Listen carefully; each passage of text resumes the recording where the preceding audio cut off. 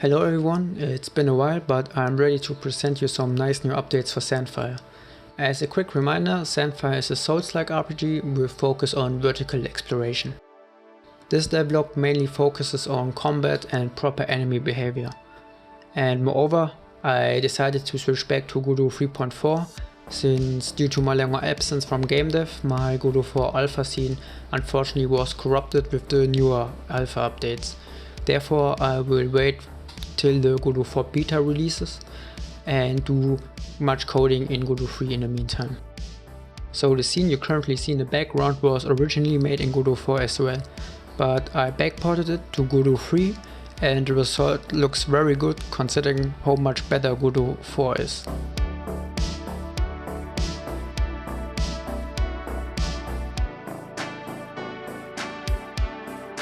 And here's also a little side-by-side comparison between those two scenes. If you are interested in a separate comparison video between Godot 3 and Godot 4, including this scene as well, just let me know in the comments, I can do such a video. So let's start with the small changes. I removed the shoulder plates from the player character and now he looks much more similar to the character wearing the imported set from Dark Souls 2, and this fits way better with the environment.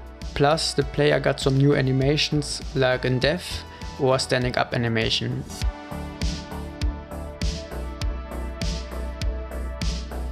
And also a protective walk and idle animation. I also added for the 3D environment modular ladders. This is very handy since much of the level design will be vertical later, and therefore the ladders are required for D or ascending in the level. I added my first static ladder a few weeks ago, which looked like this, but I decided to improve animations and the ladder rung climbing and the logic in the script as well. The main focus, however, are the new enemies. Actually, I hope that there were tutorials for complex 3D enemy behavior, especially for Godot.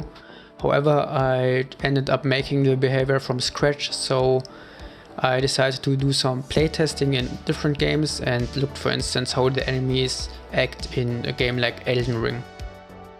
After some analyzing, I noticed that the enemies don't attack stupidly or spam attack combos, but rather wait for an opportunity.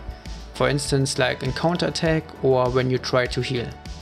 The attacks are always telegraphed, so the player can evade the attacks, and they also don't rotate with the player when they commit for an attack.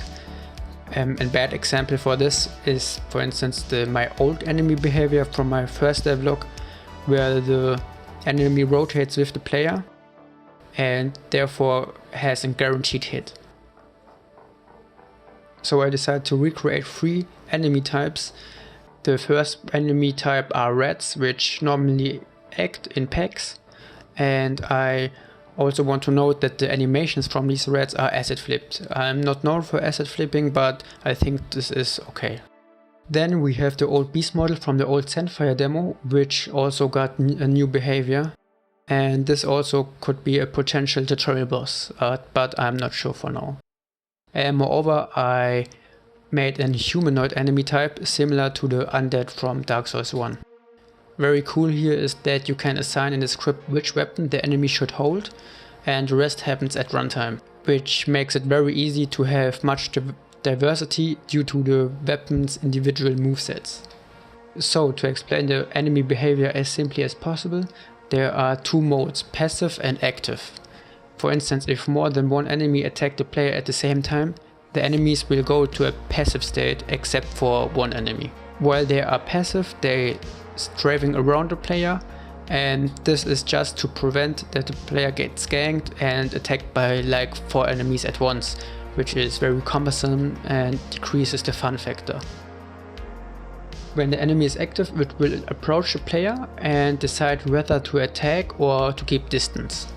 Depending on the behavior of the player, the enemy will either act more aggressive or become more careful and trying to dodge the player's attacks. Depending on which weapon the player uses against the enemy, it receives higher or lower damage, and at the same time this applies for the staggering of the enemy as well. Furthermore, the player can focus on the enemies and switch between targets depending on their distance.